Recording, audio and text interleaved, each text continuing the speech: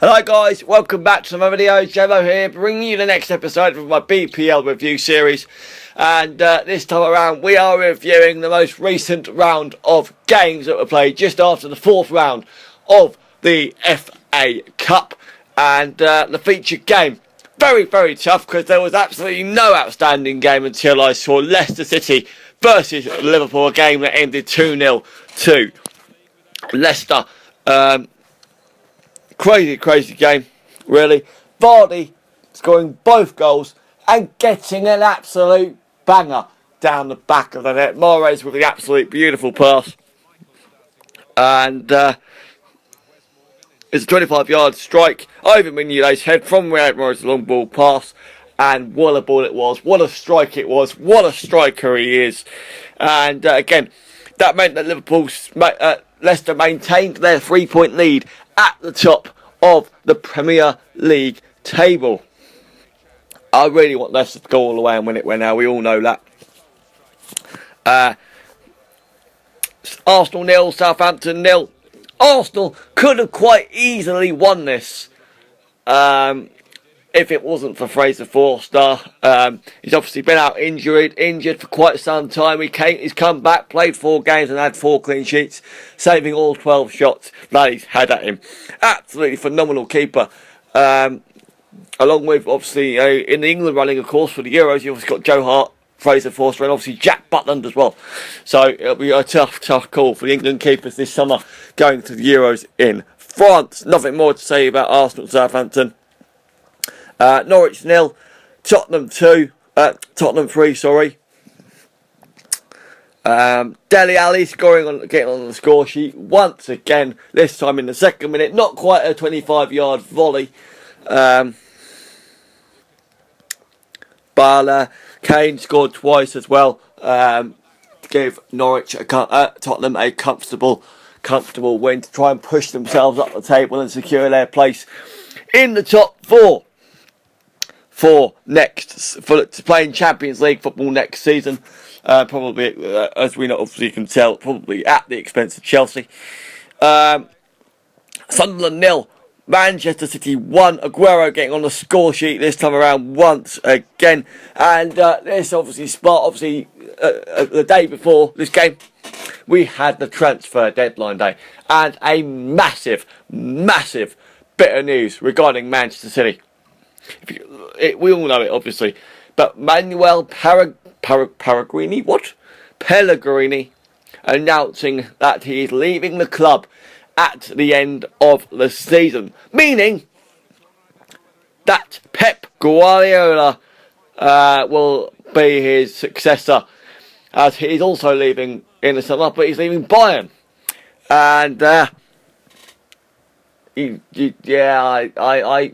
fearful for next season. I feel next season is the season where Manchester City dominate, unless some other clubs can really up their game. Well, then of course there's obviously talk because Pellegrini's leaving City. Could he go to Chelsea?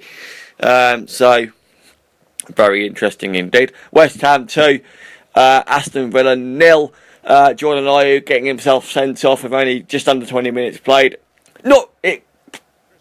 It was a red card, but it potentially couldn't have been because of the nature of the challenge. It wasn't exactly. It was an elbow to the face. I think it was. It probably. I don't know. They were saying on Match of the Day that it wasn't quite really a red card, but what do you know? Antonio and Kouate getting on 2 goals for West Ham, and that went West Ham to secure their 4th win in 6 Premier League games. So they stick in the table and keep Aston Villa rock bottom in the Premier League. Crystal Palace 1, Bournemouth 2. Pugh and Afobe getting the goals for Bournemouth this time around.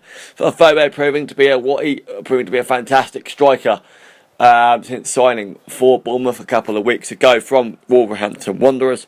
Scott Dan putting Palace in front in the first half. And that loss meant that Palace ended their losing streak to 5 matches.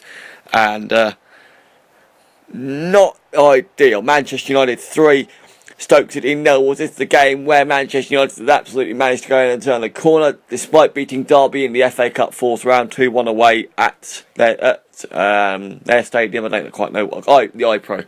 That's it. Lingard, Martial and Rooney getting the 3 goals. Well played by Manchester United. And that meant Manchester United get their place. Were pushing for their place in the top 4 by come May. And a rare night of relaxation for Louis van Gaal, of course. West Brom 1, Swansea 1. Shickerton put Swansea in front after the 64th minute, and very nice goal. And then Rondon, right at the death, gave West Brom a point. On to Wednesday's games, only 2 played. Watford 0, Chelsea 0. A bit of a scrap, to be brutally honest with you. I mean, nothing was going to happen in the first half, really, to be really honest with you, until Chelsea had Eden Hazard on in the second half, and then that changed things. We upped the pace, we created more chances, should have scored a goal or 2 in the second half, and actually, for me, should have gained all 3 points. We were sloppy at times, but so at times a draw, you can argue, was a fair result. Everton 3, Newcastle United 0. Lennon scoring in the first half, and then Barclays scoring 2 late penalties as the Shell got himself sent off for the second one. And